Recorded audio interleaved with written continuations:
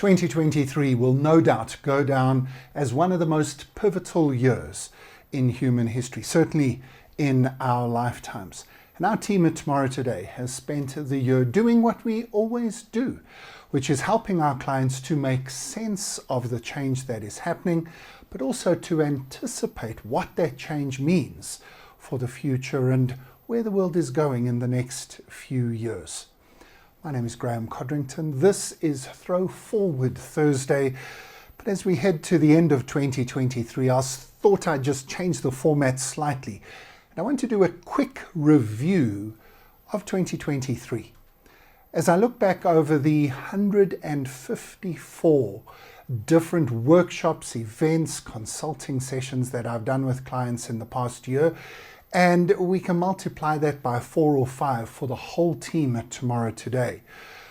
There are 5 key themes that have jumped out at me. These didn't take a lot of in-depth analysis because these 5 themes absolutely stood out in the work that we've done. And this is the questions that we've been asked, the themes of the various sessions that we've been run, and the ways in which our clients have asked us to assist them. So let's dive in. Number 1 is, well, it's the technology of the year by far. It's generative AI. We're of the belief that it's not really AI, it's more IA. We're not just playing with words, it's intelligent assistance. And we're back in that zone when the technology whiz kids have thought that they've found something that's going to solve everybody's problems. I was literally listening to a podcast yesterday that was talking about radium and the fact that 100 years ago, the Curies and all of their friends thought that they had discovered something that would solve every disease and sort out all of our health issues. Of course, in the end, it actually killed the Curies because it can do the things it can do, but there are a lot of limitations, and that's really where AI is at the moment. Lots of promise. Certainly it's the most powerful technology tool that we have discovered in my lifetime, but it nevertheless has limitations, and we're still going to be working those out over the next 3 to 5 years. Proper AI is coming, and what we've found in 2023 is we've had our warning shot. A lot of companies are going to spend too much money chasing the hype and not enough money getting themselves properly prepared for when real AI emerges. But generative AI is theme number 1 from 2023. Number 2 is then stretching beyond that. We've done a lot of work using 2 different models this year. We've had a model that we've used for many years called the TIDES model of disruptive change. Technology, institutional change, demographics, the environment, and social values. These are the 5 places we think you should look in order to see disruption coming. But what we did in this last year is we added the concept of grey elephants. We like to use visual images to get people thinking. And instead of asking people to look many, many years into the future and anticipate the signals, those weak signals on the far horizon, we actually think that the big news is actually the forces that are already here, but 2 things are problematic. The first is that people are actually ignoring them. They're ignoring, and you might think, no, people aren't ignoring them, because it's things like extreme weather and climate change as one of those grey elephants. You think nobody's ignoring them. But of course, actually, a lot of people are. We know that this is happening around us, but how many companies actually have fully worked out strategies for extreme weather and climate change, to use one example? Other examples are the big squeeze, multipolarity, the emergence of demographic shifts, especially longevity, being a major factor in the world, that people are living longer. The angry people in the world. And our list goes on of these grey elephants. People are not pulling these big forces into their strategies and taking them seriously enough. I think they've just become sort of blurry background noise, and they now need to come into clear focus. But the second thing is that people need to see the opportunities in this, and that's really probably been the thing I've enjoyed the most this year, is helping people to see these massive forces and then not get freaked out about them, but actually to see the opportunities that emerge. Now, that probably leads nicely to the third big piece, which we've called antifragility. This is a word we've borrowed from Nassim Nicholas Taleb in his book of the same title. But this is really what we see that people need to be focusing on when they think about the future of work. Is not just building resilience into your system, the ability to take a knock, dust yourself off, pick yourself up and get going again, but rather building an organizational system and culture that actually, when it takes a hit, when the tough times come, when the disruption is real, that your system actually gets stronger, that this is where you benefit, that you take massive leaps ahead of your competition. Probably my favorite quote of the year is one that my colleague Dean Van Leeuwen discovered.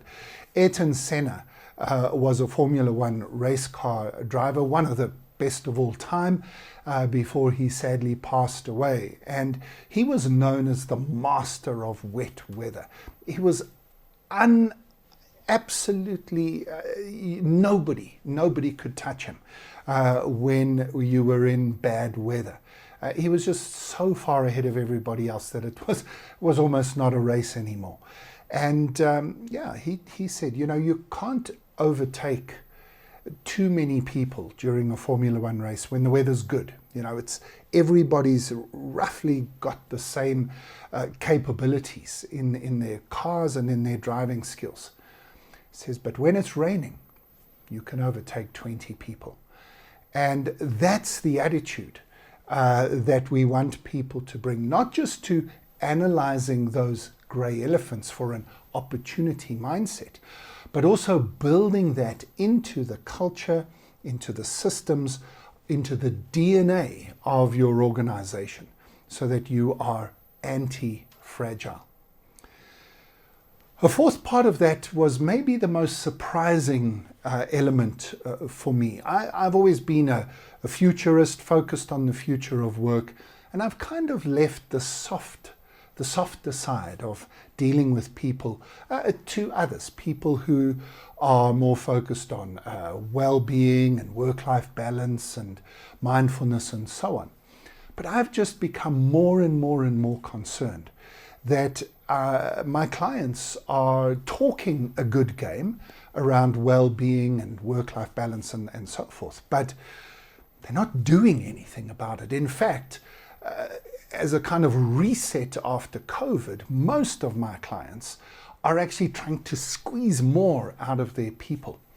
And I really think that we need to be focusing more in 2024 on getting the best out of our people, not the most out of our people. Think about that statement. There's a lot there. For me, the thing that has been unlocked is, as I've researched all of the various projects and the experiments all around the world on the 4-day working week, I've realized it's not really about a 4-day working week. It's not about having a long weekend every weekend, but it's about peak performance. It's about understanding the intensity needs to ebb and flow, just like a professional athlete can't give 100% effort and energy all of the time. There needs to be a time to back off a little bit, to recover, their light training days, and then there's peak performance available.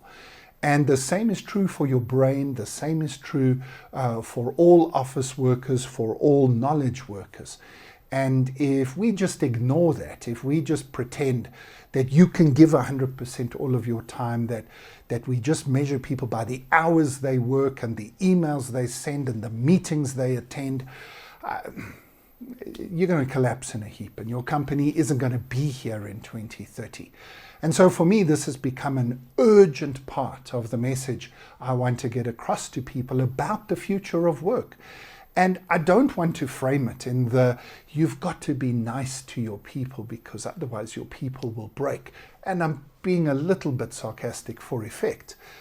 You've got to do it because if you want innovation, if you need creativity, if resilience and responsiveness to change are important to you, if adaptability and agility are essential skill sets in your business, well, none of those things come unless people have free time, some flexibility and excess capacity in the system. Think about that statement. I'm not wrong. You've got to have excess capacity and free time in the system. You've got to have ebbs and flows of intensity. You've got to have a peak performance mindset, not an efficiency productivity mindset. Get the best, not just the most, out of your people. And the fifth piece of my puzzle is thinking like a futurist. One of the things that I've really enjoyed this past year is helping clients to recognize the confirmation and cognitive biases that beset our thinking, that we are limited. It's not a criticism or a complaint, it's literally just a comment on the design, the way your brain actually works. And there are simple tools and simple techniques that help you to overcome the inherent limitations that you have. Limitations that cause you to see the world only as it is, not as it could be. To actually see the world as you are, even more than actually as it is. And to overcome those by learning how to rethink, how to unlearn, learning the power of knowing what you don't know, and then giving yourself permission to reimagine for the future. That's really what a futurist does. We can't predict the future, but we can improve our strategic imaginations in order to be able to both anticipate what might happen, but also get excited about what we can make happen. We can't predict the future, but we can create it. And that's what I love helping my clients to do.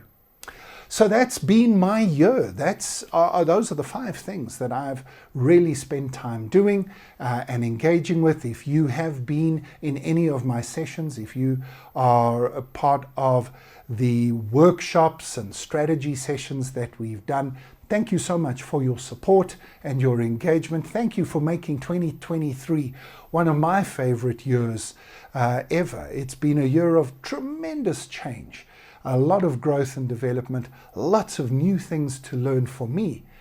That's what I love the most. So, from me to you, I hope you had a great year, and I hope that the work that we at Tomorrow Today do can help set up for an even better year in 2024 and the second half of the 2020s. We look forward to walking that journey with you. All the best, and thank you again for sharing the journey in 2023. Here's to a wonderful future together. We'll see you on the flip side.